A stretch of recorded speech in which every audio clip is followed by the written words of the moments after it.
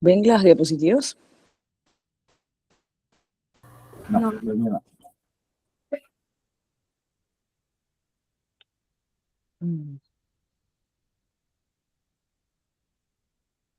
¿Y ahora?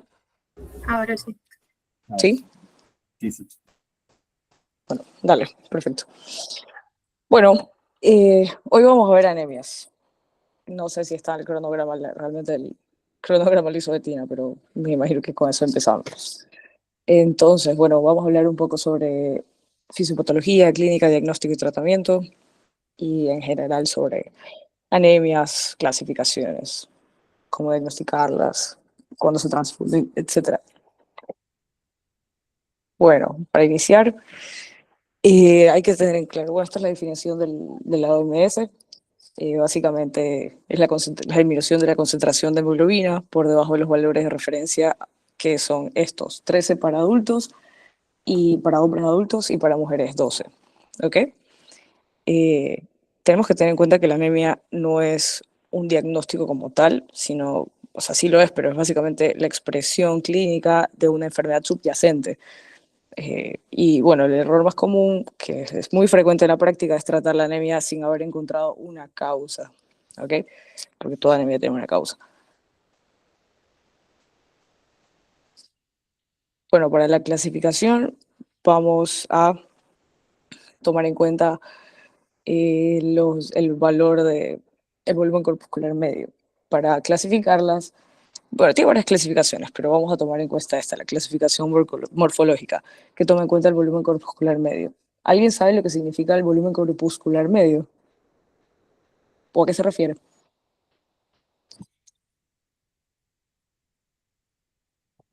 ¿No? ¿Sí me escuchan?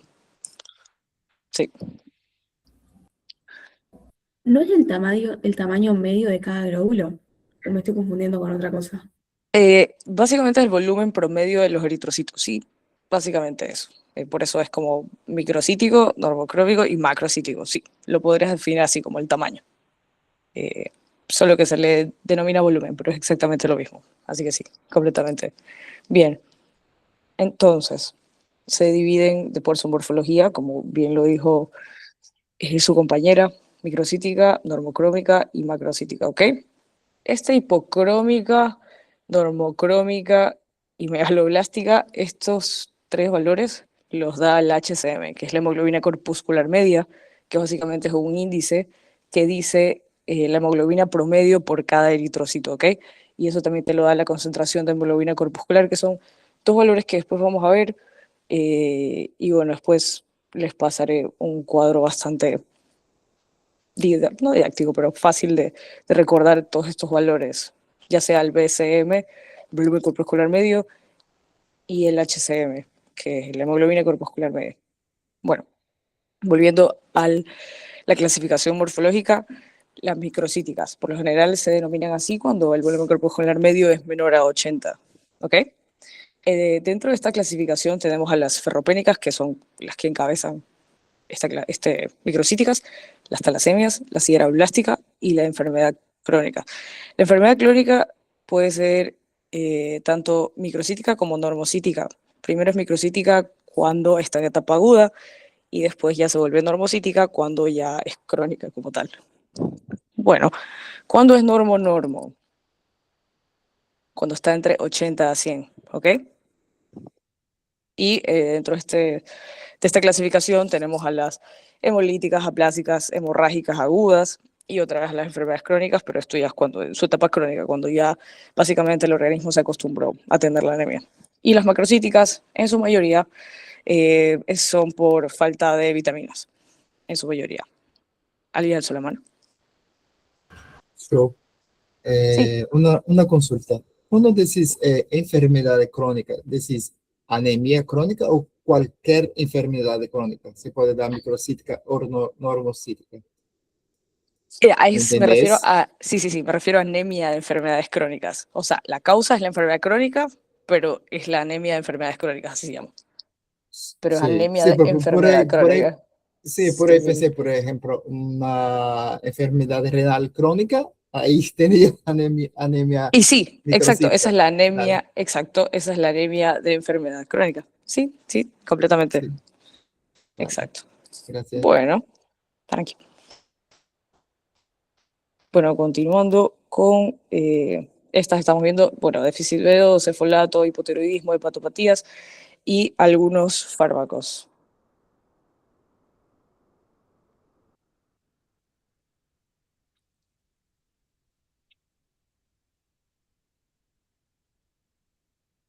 Bueno, hablemos un poco sobre, porque no sé si, bueno, acá está. Dentro de todos, la que vamos a encontrar, que es más frecuente, como les dije, es la microcítica hipocrómica y va a ser la ferropénica, ¿ok? La ferropénica, como ya saben, es debido a la falta de hierro para la síntesis del grupo hemo. Dentro de igual todo esto lo vamos a ver un poquito más a profundidad en las próximas diapositivas. La talasemia es básicamente la producción deficiente de las cadenas de globina, es decir, los eritrocitos son pequeños, pero el índice se va a mantener, por eso es hipocrómica, microcítica, porque el volumen de estos eritrocitos va a ser más pequeño. La sideroblástica, básicamente los depósitos de hierro van a estar en la mitocondria, el eritroblasto, y va a haber algo específico en la sideroblástica, son los anillos de sideroblastos en la médula ósea, que se van a ver cuando se realice la punción en la médula ósea. Y la anemia de enfermedades crónicas, que está tanto en la hipo como en la normo, inicialmente, como les dije, va a ser normo, pero después puede ser hipocrómica, como lo dijo su compañero, la anemia por enfermedad renal crónica. Ahora, la normo, básicamente el paso clave dentro de la normo va a ser evaluar a los reticulocitos, y si estos están elevados, va a significar que existe o hemorragia o hemólisis, ¿ok? Y si están bajos es culpa de la médula. Entonces, los eritrocitos van a ser un marcador importante que nos van a dar, más que la clasificación, el origen de la anemia, ¿ok? Y dentro de estas, bueno, ya las hemolíticas, obviamente, como lo mencioné, es por la destrucción acelerada de eritrocitos, la aplásica, por la falla de la médula ósea, como dice su nombre, y bueno, aquí, por lo general en esta, tenemos todos los linajes afectados, es decir, leucopenia, plaquetopenia y anemia. Hemorragia aguda, al inicio es normocítica, y si la hemorragia persiste también, bueno, eso va a evolucionar a hipocrómica, igual que la de enfermedades crónicas, y va a evolucionar a ferropénica. Y hay que recordar, y es lo que más se ve al menos en el hospital, cuando ya los pacientes han estado hospitalizados mucho tiempo, que la anemia de enfermedades crónicas es la más frecuente. Bueno, y estas sí o sí tenemos que descartar el déficit de B12, el folato, también se va a ver en hepatopatías, como lo dije. En el déficit B12 y folato, recordemos, no sé si lo sepan, pero básicamente se produce un bloqueo de la síntesis del ADN, y esto va a hacer la eritropoiesis megaloblástica.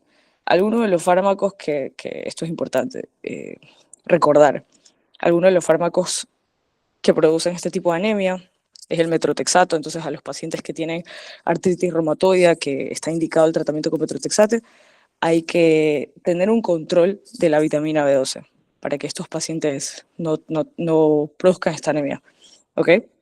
Además, también otro fármaco, la hidroxiuria, también un antirretroviral como la sidobudina. Por eso siempre a los pacientes, bueno, aparte de todo los laboratorios que hay que hacerle, siempre es importante mandarle las vitaminas. Y la trimetroprima, que es básicamente lo que se podría ver en más común por el antibiótico. Bueno, dentro del mecanismo, entonces tendremos tres mecanismos, básicamente. Igual acá las podemos ver. Cuando hay una producción disminuida, esto se debe a que a un déficit, puede ser a un déficit nutricional, o es decir, no estás comiendo o aportando lo necesario para que tu cuerpo pueda producir lo que necesita para que para la eritropoiesis, o existe la aplasia medular. Tu médula ósea está fallando por algo, ¿ok? También puede haber infiltración medular o puede ser anemia de enfermedades crónicas por todos los mecanismos y fisiopatológicos de las anemias, perdón, de las enfermedades crónicas que ya vieron, especialmente renal y bueno, endocrinas en su defecto. Destrucción aumentada, esto se ve en las anemias hemolíticas, que se subdividen en corpusculares y extracorpusculares, después lo vamos a ver. Y también otro mecanismo sería por pérdida o secuestro. Por pérdida, hemorragias agudas, y por secuestro, por lo general, hiperesplenismo. Igual, siempre, en serio recuerden, siempre cuando ves cualquier tipo de anemia, hay que preguntarnos por qué, para llegar a la causa.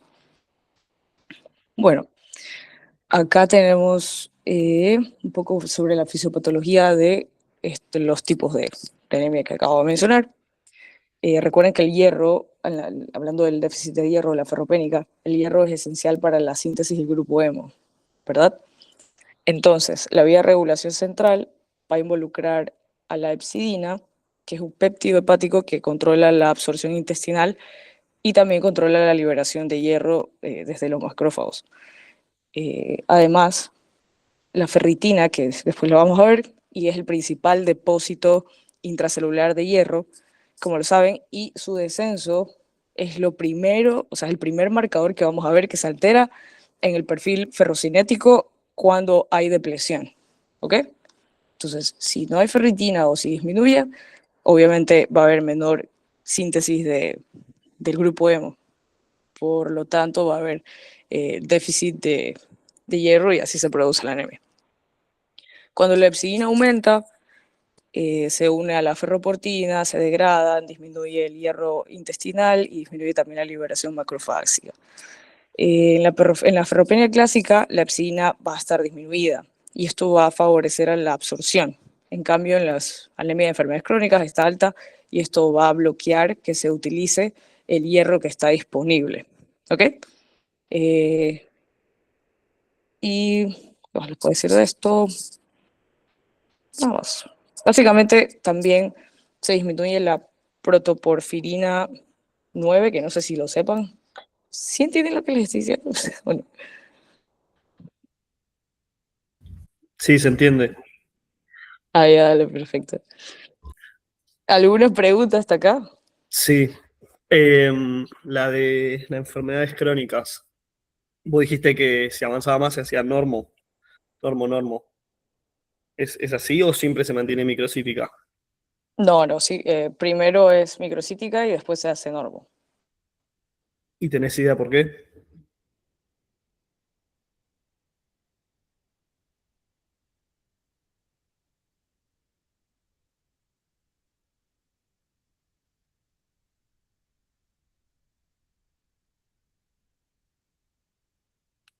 Hola, perdón. ¿Qué cosa? No te escuché lo último. Hola, hola. Si Sí, me tenés estabas idea por preguntando qué. de la enfermedad, anemia de enfermedades crónicas, sí. Te dije que primero se hace normo, que primero es normo y después se hace microcítica. Primero norma y después microcítica. Sí, sí. Ok, ok. ¿Me has preguntado algo más? No, nada más. Ok.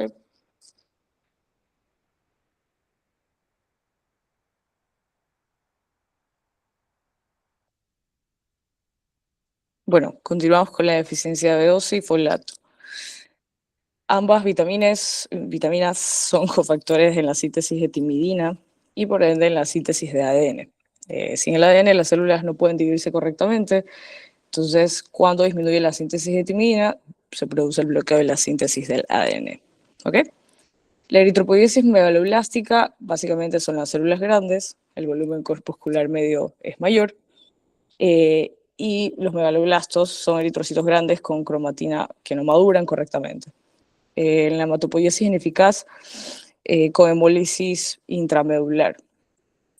El déficit de B12 específicamente también va a afectar la síntesis de mielina y por eso existe la sintomatología neurológica, hay neuropatía. Y esto después lo vemos. Acumulación de homocisteína y el ácido metilmalónico también van a ser marcadores sensibles para este tipo de anemia. Igual realmente no se usa solo la B12. Ahora, la anemia de enfermedades crónicas es la consecuencia hematológica de un estado inflamatorio sistémico sostenido e involucra varios mecanismos simultáneos. Entre estos tenemos el aumento de la lepsidina, va a secuestrar hierro en los macrófagos, como ya se los mencioné, y el hierro va a quedar atrapado, por lo que no se va a usar, no se va a poder usar, por lo que la eritropoiesis va a ser subóptima. Por eso primero es normo y después es micro. Va a haber una respuesta inadecuada a la eritropoyetina, a la EPO que la vieron en renal. En condiciones inflamatorias también la médula ósea no responde normalmente a la eritropoyetina y se disminuye la vida media eritrocitaria. El estado inflamatorio acelera la fagocitosis de eritrocitos y el resultado es una anemia leve, moderada, va a ser normocítica en fases iniciales, va a tener el hierro sérico bajo, pero también va a tener los depósitos conservados. O sea, la ferritina puede estar normal o alta. La ferritina son los depósitos de hierro. Y como les dije, esto es lo primero que baja cuando en las anemias ferropénicas.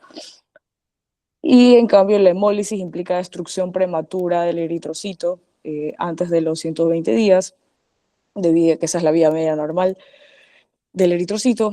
Estas pueden ser corpusculares, son intrínsecas, es decir, corpusculares porque tienen un defecto de la membrana, como la esferocitosis o la anemia, o por las enzimas del eritrocito, que es la anemia glucosa 6-fosfato deshidrogenasa, o en la hemoglobina como tal. O sea, puede ser en la drepanocitosis y la talasemia. Y extracorpusculares que son extrínsecas, mediadas puede ser por anticuerpos. Acá está la anemia hemolítica autoinmune. Esta puede ser de cuerpos fríos o calientes.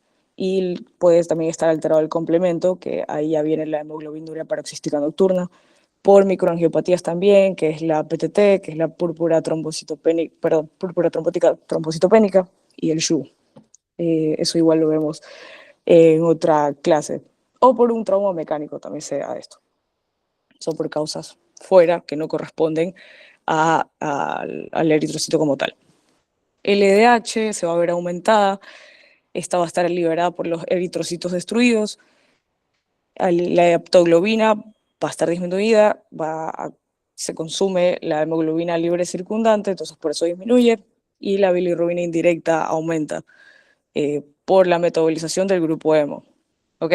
Entonces, importante solicitar cuando tú sospechas de una anemia autoinmune, hemolítica en general, LDH, haptoglobina y la bilirrubina indirecta.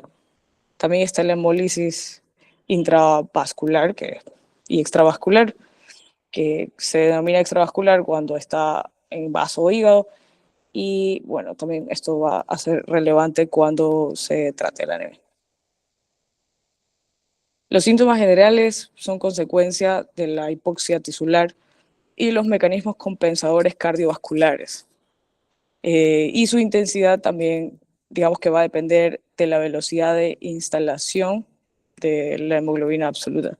Entonces, lo que vamos a ver es una persona, te hay un paciente de 50 años y te dice que tiene disnea, de esfuerzo, clase funcional 2, 3, y este es el síntoma más frecuente, ¿no? Y que está cansado desde hace rato, desde hace meses, que siente palpitaciones cuando se cansa, cuando presenta la disnea. Además, presenta varios días cefalea, que es inespecífico, y bueno, tú lo puedes notar o no pálido, ¿ok?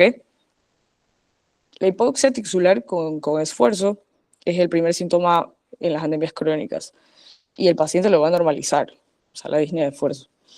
Y ya vas a ser, o sea, te van a decir, no, es que he pasado como 6 meses cansado, o siempre estoy cansado. Es el típico paciente que te dice, no, siempre estoy cansado. Astenia, cansancio, bueno, la fatiga crónica, esto es porque disminuye la cantidad de energía por la misma hipoxia. Esto es muy inespecífico, así que el paciente llegue y te diga que está cansado, bueno, habría que investigar un montón de causas, pero tienes que tener en cuenta que puede ser anemia. Palpitaciones, esto básicamente es una compensación cardíaca, aumenta el gasto cardíaco, y que tenga palpitaciones es un signo de alarma porque puede precipitar una descompensación si el paciente es cardiópata. Cefaleas, mareos por la misma hipoxia cerebral, esto se da más en anemias agudas, también puede haber acúfenos, y en la palidez disminuye, básicamente la hemoglobina está bastante baja, y se ve visible en conjuntivas, palmas, cuando ya tú ves un paciente muy pálido, obviamente hay que hacerle un hemograma control, un hemograma para diagnosticar, y depende de la cantidad que tenga de hemoglobina, habrá que transfundir o no. A ver, en la anemia ferropénica hay que buscar signos de deficiencia crónica de hierro, ¿ok? No solo en sangre, sino también en tejidos que se pueden cambiar, ¿ok? Como la coiloniquia, que básicamente son las uñas en cuchara, no sé si han visto. Es básicamente el aplanamiento y después la concavidad de la lámina unguial. Aparte puede haber glositis, queilitis, o sea, la lengua despapilada, fisuras en comisuras labiales. Bueno, esto es un síndrome Plummer-Vinson, es no tan común, pero básicamente consiste en disfagia, anemia ferropénica y membranas esofágicas. Es importante tenerlo en cuenta, pero no es tan común. Y pica. ¿Alguien sabe lo que es pica?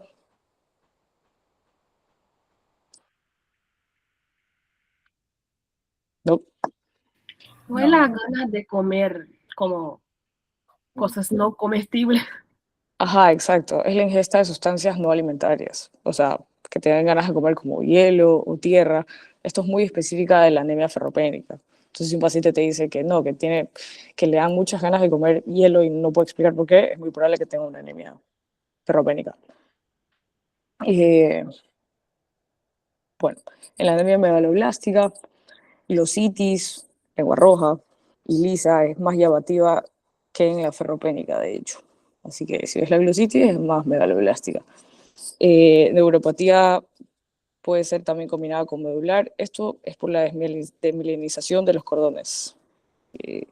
Y bueno, puede ser neuropatía periférica, parestesias, que viene de la misma neuropatía, y también el signo de Romberg puede estar positivo. ¿Alguien sabe lo que es el signo de Romberg?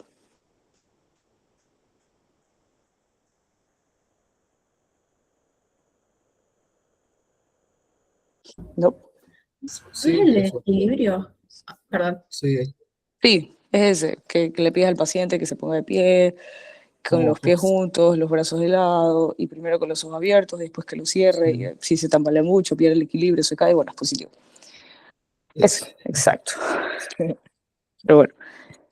Eh, entonces, anemia megaloblástica por lo general se presenta con neuropatías, ¿ok? Puede también haber marcha táxica, hiperreflexia o incluso arreflexia cuando haces el examen físico. El deterioro cognitivo, hay cambios de personalidad en casos avanzados también. Hay que tener en cuenta que en la megaloblástica, cuando hay neuropatías, por lo general, cuando tú sospechas de una anemia megaloblástica o con déficit de folatos, o sea, la idea no es que mandes el folato así solito, sin la B12, porque si solo administras folato porque sospechas que son los de folatos, o sea, deficiencia de folatos y no de B12, puedes estar enmascarando la anemia porque los valores te van a dar bien, pero la neuropatía y los síntomas de la neuropatía no se van a ir hasta que administres la B12, ¿ok? Entonces puede que la neuropatía progrese tanto que sea irreversible. Entonces eso es muy importante, que a veces hay pacientes, no, parece una anemia solo de folatos. Por lo general se envían, si es que el laboratorio demora mucho, se envían ambos suplementos, B12 y folatos, no solo folatos, porque si no enmascaras la neuropatía y después se vuelve irreversible para el paciente. Ahora, la hemolítica, anemia hemolítica, la ictericia va a ser el signo más visible. El vaso cumple un rol central en la hemólisis extravascular, como se los mencioné, es decir, fuera de los vasos, entonces está o en el hígado o en el vaso. El vaso cumple un rol primordial, literalmente. Y la ictericia en la hemolítica está porque aumenta la bilirrubina indirecta. Entonces se produce la coloración amarilla de piel y escleróticas que ya han visto, También puede haber esplenomegalia por actividad macrofágica aumentada o por el mismo secuestro esplénico, la colelitiasis pigmentaria, bilirrubina aumenta de una manera crónica y puede haber cálculos de bilirrubinato de calcio. No es muy común, pero en casos crónicos se da. Hepatomegalia y orina oscura, hemoglobinuria, básicamente. Esto se da en la hemólisis intravascular. Severa puede ser como la hemoglobinuria paroxística nocturna o la púrpura trombocitopénica, trombótica. ¿En qué, no sé si han escuchado, en qué tipos, no solo en esta puede estar el paciente ictérico, ¿saben en cuál otro? O sea, no ictérico, pero como un tinte amarillo que no llega a ser ictérico. Tipo pálido amarillo. ¿Saben, no? En esta estás pálido, estás blanco. En esta puedes estar con un tinte amarillo, porque es como la mezcla entre pálido y bilirrubina, y acá simplemente es bilirrubina. Bueno, el laboratorio debe pedirse, por lo general cuando un paciente llega, le pides de todo, le pides hemograma, perfil ferrocinético, las vitaminas, todo. Pero realmente sería lo ideal para como ahorrar recursos, que se lo pediría siguiendo un orden lógico, porque realmente algunas personas lo piden hasta si pueden con una PAMO, que esa no es la idea. La idea, si bien es estudiar la causa, igual te puedes orientar con la clínica a tratar de ahorrar un poco de recursos, tanto para ti y para el paciente, si es que es de una manera privada o si no, al hospital. Entonces, lo podríamos poner por escalones. El primer escalón que hace cuando el paciente llega a la consulta o a la guardia y te dice, bueno, tengo disnea, que ahora ya no me permite caminar más de 5 cuadras, tú lo ves pálido, te dice que tiene acúfenos, bueno, te digo un paciente con clínica que tú sospechas anemia. Entonces lo primero que haces es pedir el hemograma completo. Si puedes pedir reticulocitos, mejor, porque los reticulocitos te orientan hacia dónde vas el diagnóstico, con el diagnóstico, ¿no? ¿Ok? El hemograma obviamente ya te incluye el volumen corpuscular medio, así que el volumen corpuscular medio es la primera bifurcación, por así decirlo, del árbol diagnóstico, ¿ok? Entonces el primer escalón, hemograma, reticulocitos, y bueno, el hemograma nos vamos a fijar en el volumen corpuscular medio. Si en el hemograma listo, ya lo tenemos, y todavía no tienes como una sospecha diagnóstica o estás entre dos, el segundo escalón sería ya el perfil férrico, que el perfil férrico incluye el hierro sérico, la ferritina, el TIP-C, la saturación de transferrina y en algunos casos, si es que lo sospechas o si ves que el BCM, el volumen corpuscular medio, está mayor a 100, o por los trastornos o alguna enfermedad que el paciente tenga, si el paciente tiene una enfermedad, qué sé yo, enfermedad de Crohn o una enfermedad malabsortiva, ya puedes dirigirte un poco más hacia el diagnóstico de una megaloblástica, entonces le pides el B12 y el folato, ¿ok? O si utiliza algún fármaco como los que dijimos anteriormente, que no sé si se acuerdan. Si el paciente usa antirretrovirales, si tiene artritis reumatoidea y toma metronidazole, ¿ok? Listo. Ahí ya podemos pedir todo lo que es el perfil el férrico y las vitaminas. El tercer escalón, cuando todo esto te da normal, pero la anemia no sabes de dónde viene, qué sé yo, el paciente se presenta ya con otro tipo, tal vez lo ves, bueno, si lo ves ictérico realmente no tienes que ir por pasos, si lo ves ictérico realmente vas directamente a bilirrubina, aptoglobina, LDH y el hemograma. Pero bueno, si todavía no es algo claro y todo lo demás te dio normal, te puedes ir ya por el lado de sospechar hemólisis, entonces pides LDH, bilirrubina indirecta, aptoglobina, puedes pedirle también un CUMS directo, indirecto, incluso un frotis periférico, que es lo que realmente te pide hematología como tal, los especialistas. El cuarto escalón, cuando ya tú tienes una pancitopenia que no se podría explicar ni por un proceso infeccioso, ni por una anemia ferropénica, entonces ahí ya la sospecha es medular. Ahí ya vamos con la biopsia y aspirado médula ósea, básicamente una PAMO, ¿ok? Y bueno, sí, Perdón. Sí, sí. No, vecino. Se te salió. No pasa nada. Tranqui. Bueno, en la ferropénica, los marcadores que tenemos que tener en cuenta. Obviamente, hemoglobina y hematocrito bajo, el volumen corpuscular va a estar menor a 80. La ferritina, como les mencioné, es el primero que se ve afectado en la anemia ferropénica, entonces esta va a estar disminuida. El hierro sérico también. Y esta es la capacidad de, ¿cómo se dice? La capacidad de fijación del hierro. Entonces, esta va a estar aumentada. Esto es en la ferropénica. El resto de cosas va a estar normales. Los reticulocitos en todas van a estar disminuidas, excepto en la hemolítica. En la hemolítica los reticulocitos están altas. Entonces, por lo general, es lo que se pide al inicio. El hemograma y los reticulocitos. Si están altas, bueno, te guías un poco más por el hemolítico, y si están bajas, bueno, depende de la clínica y de lo que te diga el paciente, ya vas a sospechar de otras. Megaloblástica también, bueno, en todas va a estar la hemoglobina y el hematocrito bajo. El BCM va a estar elevado. Y obviamente las vitaminas. En la enfermedad crónica es lo mismo, la ferritina también, en vez de estar baja, va a estar elevada por ser un trastorno crónico. Los reticulocitos pueden estar bajos o normales, el hierro sérico va a estar bajo y la capacidad de fijación también va a estar bajo. El resto normal. En la hemolítica, los reticulocitos, como les dije, van a estar altos, y los tres que les dije que son específicos para la anemia hemolítica, LH, bilirrubina indirecta y aptoglobina, van a estar elevados. ¿Ok? Algo que tienen que tener en cuenta, recuerden que vimos cardio.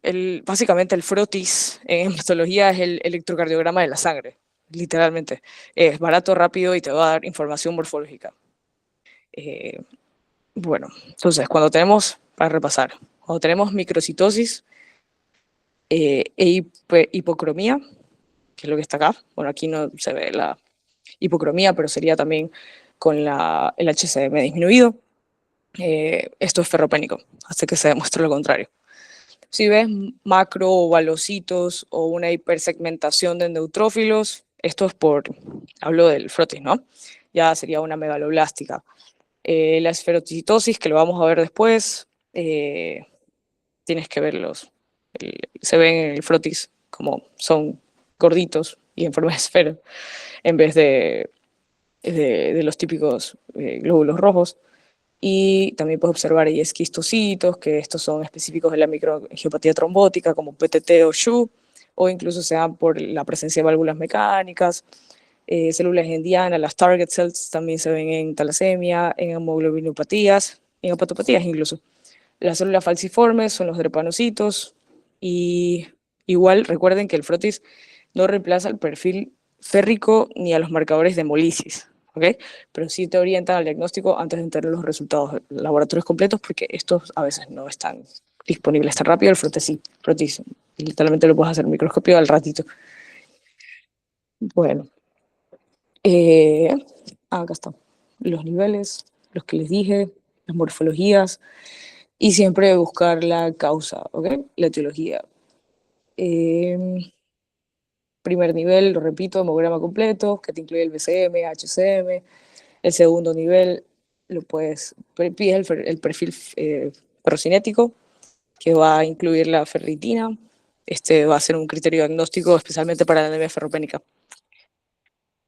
Y si tienes ferritina menor a 12 o a 15, esto significa una depresión severa, y la ferritina es reactante de fase aguda, ¿ok?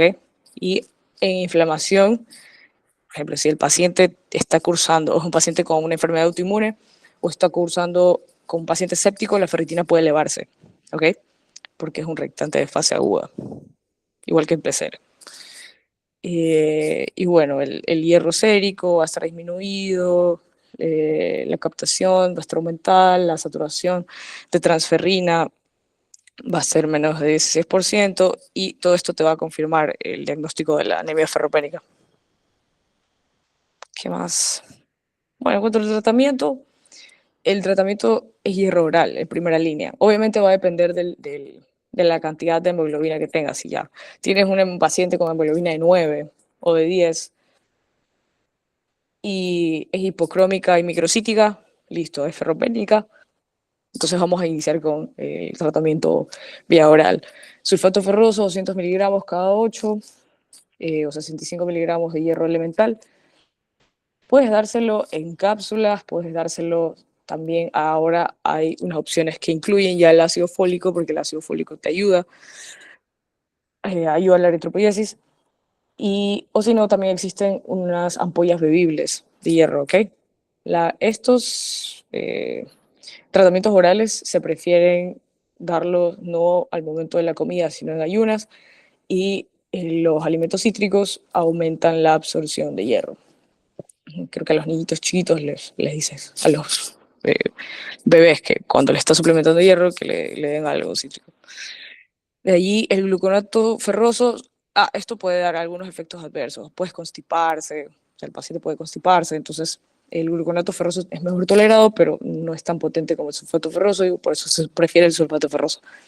Acá está administrado en ayunas, puedes darle con vitamina C, y sí o sí la duración tiene que ser de 3 a 6 meses. El objetivo va a ser normalizar la hemoglobina en los primeros 2 meses y luego reponer los depósitos por la ferritina, ¿ok? La ferritina va a ir avanzando conforme se llenen los depósitos de hierro.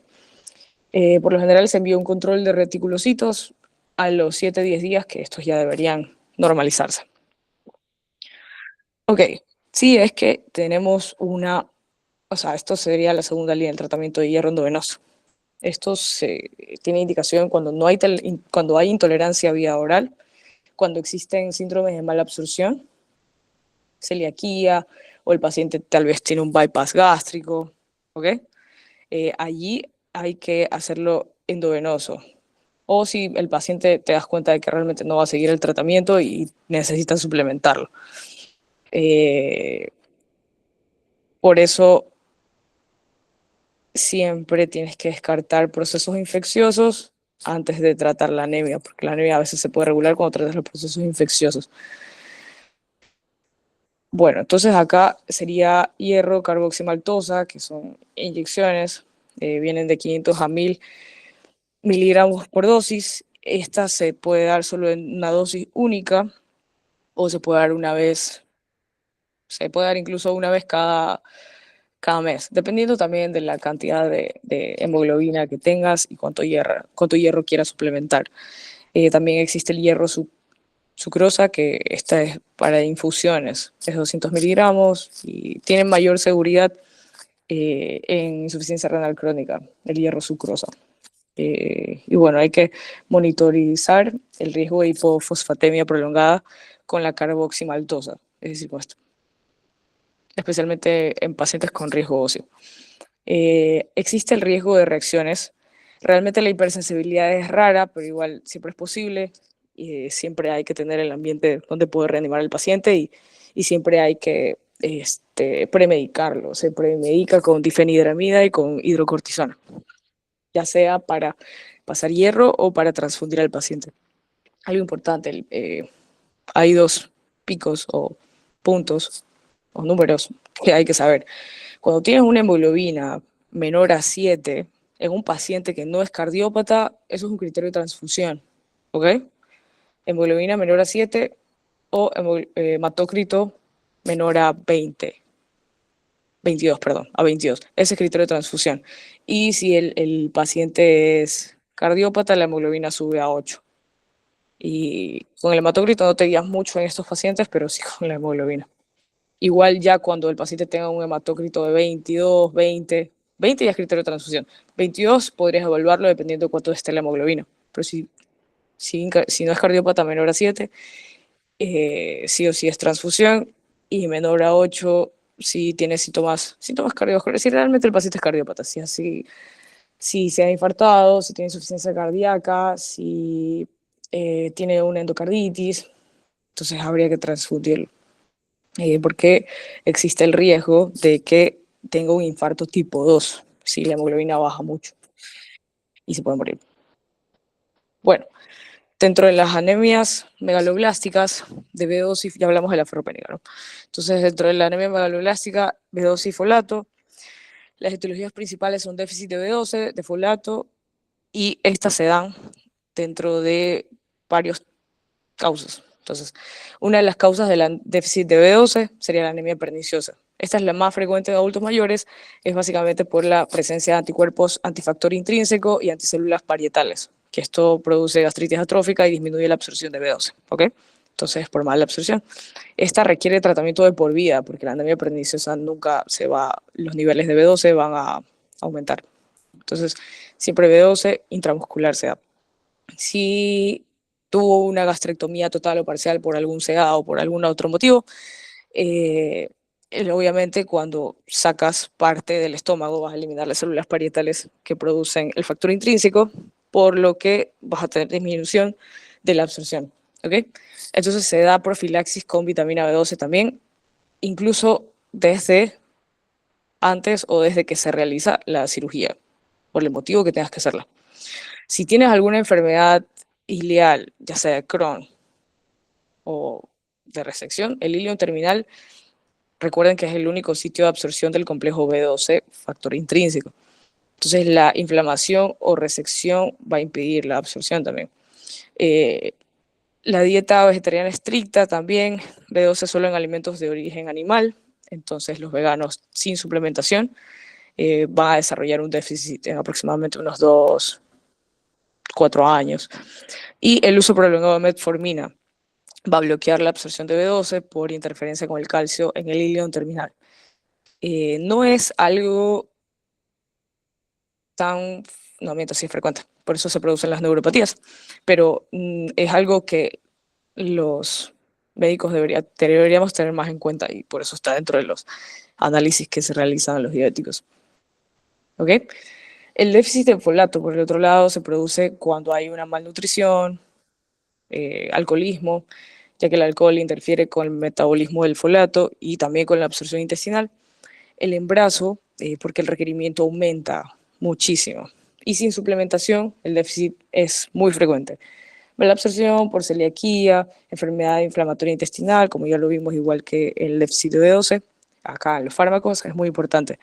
Metrotexato, que es un antagonista directo, trimetoprim, de trimetoprim sulfametoxazol, o sea, el tratamiento antibiótico que se da ahora en varias infecciones, entonces por eso tenemos que tener en cuenta. Pirimetamina y sulfasalacina, no lo puse acá. Pero bueno, los que tenemos que tener en cuenta, metrotexato, trimetroprima y sidobudina, perdón, el antirretroviral. Entonces, metrotexato, trimetroprima y sidobudina. La hemodiálisis también, por eso, bueno, igual creo que ya vieron esto, Iván, pero se debe aportar folato a los pacientes en hemodiálisis y obviamente mantener un control estricto con ellos. El diagnóstico, obviamente la B12 sérica, si está menos de 200, ya lo sospechas, el folato sérico menos de 3. Esto nunca se envía, pero se elevan. Y en la PAMO, o sea, en la médula ósea, en la punción por expresión de médula ósea, vas a observar megaloblastos o eritoblastos, son células gigantes, con bandas gigantes. Eso lo veo. El hematólogo, y bueno, te lo informa y listo, se confirma. Ahora, el de tratamiento, básicamente es por B12 intramuscular, cianocobalamina, o también se puede dar de manera oral si es que no tienes una causa malabsortiva. Estos son las dosis, por lo general se da, esto viene en una ampolla, entonces se puede dar en una ampolla por 7 días o semanal por 4 semanas. Por lo general, y lo que más se prefiere, en teoría primero hay que darlo por 7 días y después una cada semana por 4 semanas y después mensual de por vida, si al menos es una anemia perniciosa o mala absorción. Igual se tiene que tener un control de los reticulocitos. Y B12, oral siempre se da dosis altas, se da dosis casi del doble por día. Y bueno, esto va a ser útil en déficit dietético o en deficiencia leve cuando no hay mala absorción. El ácido fólico se prefiere dar, primero porque es profilaxis en embarazo y lo vas a necesitar para no tener este tipo de anemia y para que bueno, se pueda desarrollar bien. Y segundo porque te ayuda como precursor. Y bueno, como les mencioné, por favor nunca dar folato sin haber descartado primero el déficit de B12. porque el folato puede corregir la anemia megabeloblástica, pero no te va a corregir la neuropatía. Y si hay déficit de B12 oculto, va a enmascarar la anemia, pero la neuropatía va a progresar y después puede ser irreversible y el paciente obviamente puede llegar a morirse. En las anemias hemolíticas, ante cualquier sospecha de hemólisis, hay que pedir sí o sí estos 3 marcadores, como se los mencioné. El LDH, la bilirrubina indirecta y la aptoglobina. ¿Ok? Entonces, si tienes una anemia con reticulocitos altos y los marcadores, la LDH elevada, la bilirrubina indirecta elevada y la aptoglobina baja, listo, es hemolítica. Dentro de estas tenemos corpusculares y extracorpusculares, como ya se los mencioné. Dentro de las corpusculares, tenemos a la anemia por déficit de glucosa 6-fosfato, deshidrogenasa. Esta es la más frecuente a nivel mundial. Está ligada al X, al cromosoma X, entonces va a afectar predominantemente a hombres. Las crisis hemolíticas desencadenadas por estrés oxidativo, esta puede ser también desencadenada por fármacos como la primaquina y la dapsona, también por alguna infección o por la alimentación con habas. ¿Okay? El diagnóstico va a ser de la actividad enzimática. Se tiene que medir fuera de la crisis y eso. De ahí tenemos los esferocitosis hereditaria. Básicamente es la mutación en espectrina o anquirina, va a mediar una pérdida de biconcavidad y por eso se ve como un esferocito. Estos van o suelen quedarse atrapados en el vaso y producen esplenomegalia, colelitiasis también, e ictericia crónica. El diagnóstico se realiza con un test, el EMA test, y el tratamiento depende, pero por lo general es la esplenectomía. Depende del el cuadro clínico con el que te venga el paciente, si es leve, moderado o severo. Dentro de los moderados o severos, o si recae en varias ocasiones, ya se considera la esplenectomía. La drepanocitosis, en cambio, es por mutación en una cadena beta y es una hemólisis crónica. Va a producir un eritrocito falciforme. ¿Okay? Drepanocito o eritrocito falciforme es lo típico de la drepanocitosis. Dentro de estos va a haber, como le mencioné, hemólisis crónica más crisis vasooclusivas. Va a haber dolor severo de miembros inferiores, porque realmente todo el cuerpo, o sea, esto es bastante, el dolor es bastante intenso. No sé si alguna vez han visto un paciente con drepanocitosis, pero suele afectar a la población de raza negra y al producir estas crisis vasooclusivas producen un dolor severo. Hay complicaciones como el ACV, puede dar un síndrome torácico agudo, priapismo y también asplenia funcional. El tratamiento va a ser hidroxiuria, quelación o en los casos agudos, cuando el paciente no tolera el dolor, incluso se realiza transfusiones. ¿Ok? Y trasplante en la última opción. Talasemia, esto se produce por una disminución de las cadenas de globina alfa o beta y esta básicamente hay que transfundir. En las extracorporales o extrínsecas están las anemias hemolíticas autoinmunes, que pueden ser de cadenas cálidas o frías. Las cadenas cálidas son las IgG y las frías son IgM. La cálida, el anticuerpo antieritrocito activo a 37 grados aproximadamente. El CUMS directo te va a dar positivo, está asociado a enfermedades autoinmunes como lupus, linfomas, también puede estar asociado a algunos fármacos. El tratamiento va a ser los corticoides y si estos no funcionan, de segunda línea está el rituximab. En cambio, los autoinmunes, esto es por aglutininas frías activas, es decir, menos de 30 grados, si no estoy mal. Estas crisis van a darse con exposición al frío, van a producir también orina oscura en el frío. Se supone que en estos pacientes tienes que, obviamente, decirles que eviten la exposición al frío y tratar la causa de la causa base. Rituximab es el tratamiento de elección en los casos severos y obviamente evitar la exposición al frío. En la PTT, que es la púrpura trombocitopénica trombótica, estas son microangiopatías, tanto la PTT como SHU. Estas igual las vamos a ver después, pero existe en la PTT más que nada el déficit de un gen que se llama ADAMS13. Este déficit va a producir que se hagan microtrombos y así consecuentemente va a haber hemólisis microangiopática. Aquí vas a ver en el frotis sanguíneo esquistocitos, también hay trombocitopenia, puede haber signos neurológicos, incluso puede haber fiebre. Cuando se presentan estos pacientes con este cuadro agudo, con microtrombos, la trombocitopenia y signos neurológicos focales, realmente el tratamiento es una plasmaféresis inmediata, ¿ok? Es urgente. Y en la hemoglobinura paroxística nocturna, básicamente clona de células sin proteínas GPI ancladas, entonces estos son sensibles al complemento, mucho inmuno, hemólisis más trombosis venosa atípica y pancitopenia, o sea, descenso de los tres. Diagnóstico se realiza por una citometría de flujo que va a detectar hay dos sedes que se ven afectados, CD55 y el CD59. Estos suelen ser negativos. El tratamiento va a ser eculizumab, que es un anti-C5. Y bueno, algo importante, la plasmaféresis urgente sí o sí se tiene que hacer o sea, en el tiempo que te diga el paciente, pero lo ideal sería que se realice en menos de las 4 horas desde que inició.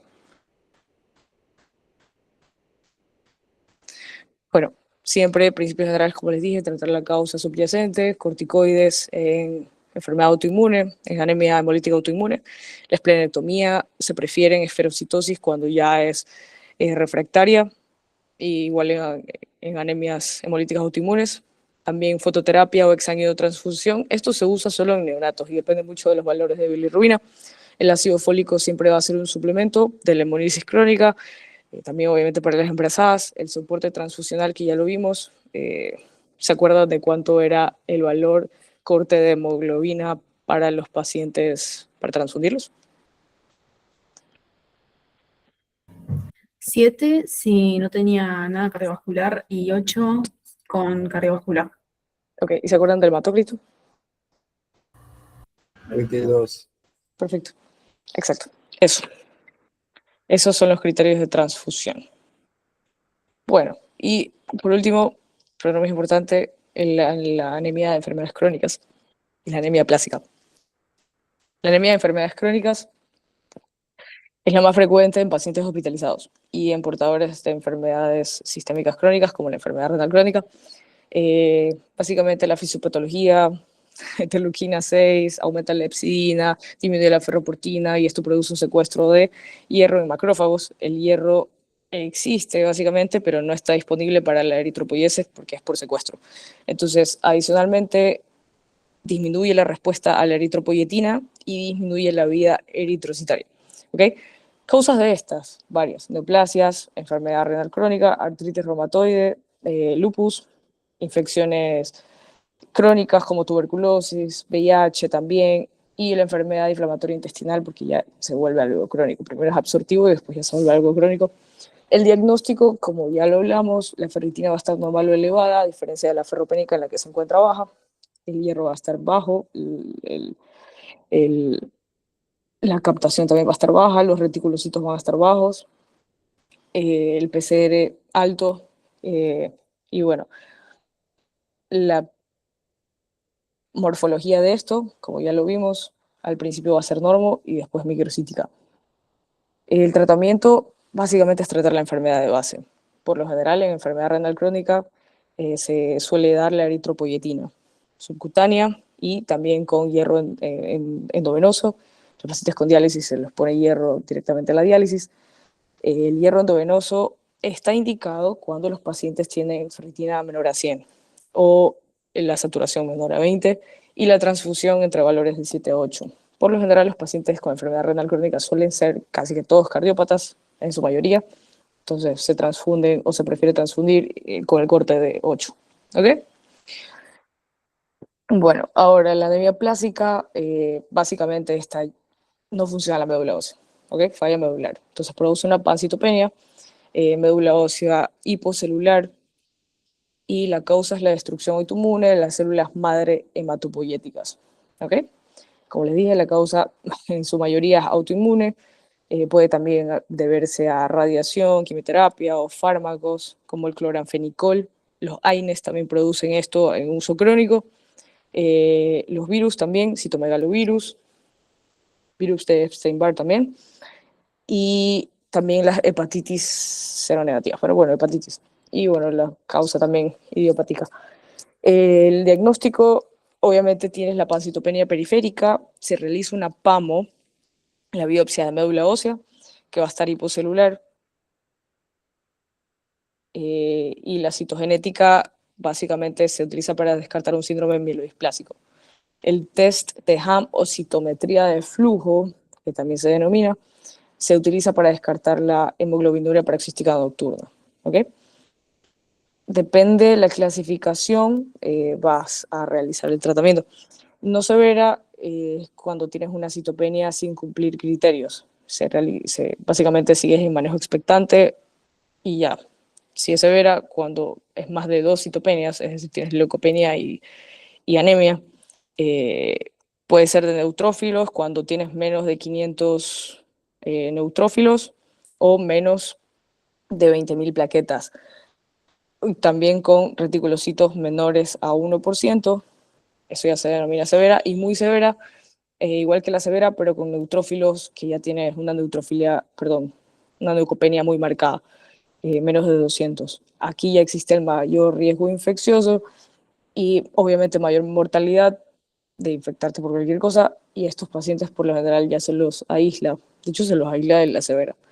Y ahora, si tenemos un neutropénico febril, hay que investigar la causa y hay que hacer absolutamente todo para ver qué causa, pero ya inclinándonos un poco más qué tipo de síndrome mielodisplásico tiene este paciente.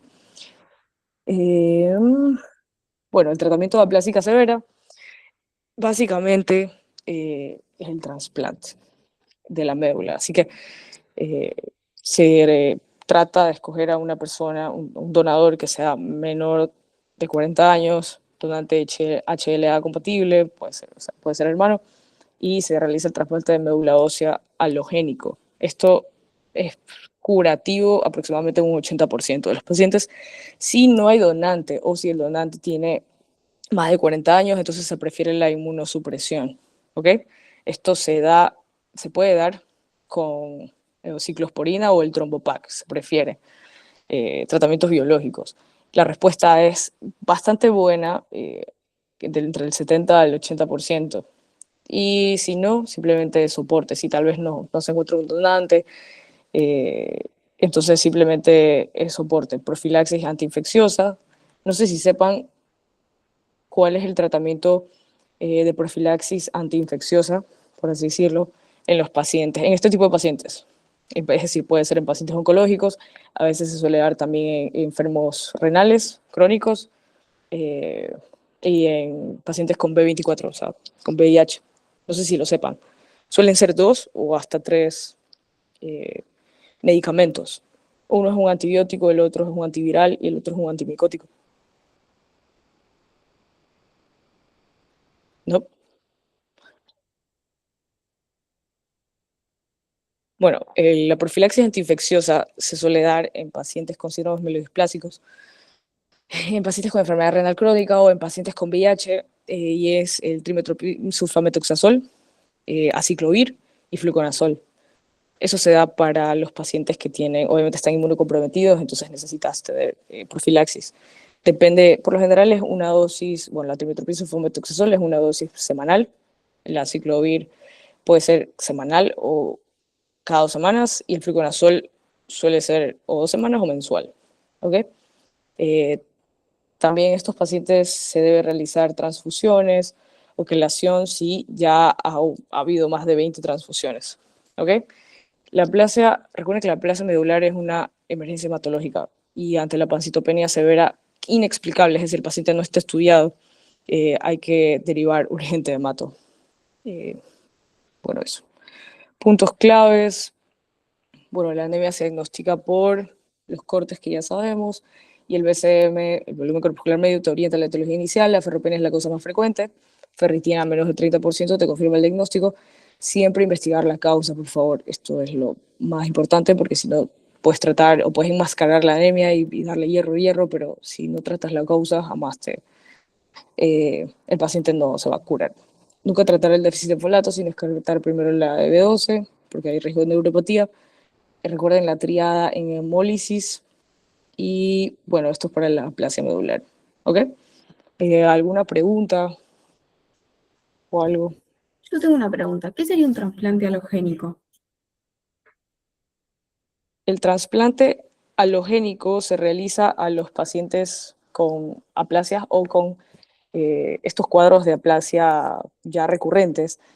Básicamente se refiere a trasplantes de médula ósea o de células madre hematopoyéticas. Existen 3 tipos, creo, si no estoy mal. Autólogo, el halogénico y el otro no recuerdo, para serte sincera. El halogénico es que es de otra persona, pero el autólogo es de ti mismo. Y el otro no recuerdo dónde es. Pero el halogénico básicamente es que te trasplantan un pedazo o parte de la médula ósea de otro paciente, que suele ser por lo general de tu familia. O si no, células madre hematopoyéticas, pero de otra persona. Eso. Ok, genial. Muchas gracias. ¿Algo más? Bueno, No. bueno, si no hay preguntas, nos vemos. Chicos, quería confirmar, el miércoles no voy al hospital, entonces no sé si puedan o prefiero que sea la clase o el jueves a la tarde, no sé si quieran, por Zoom,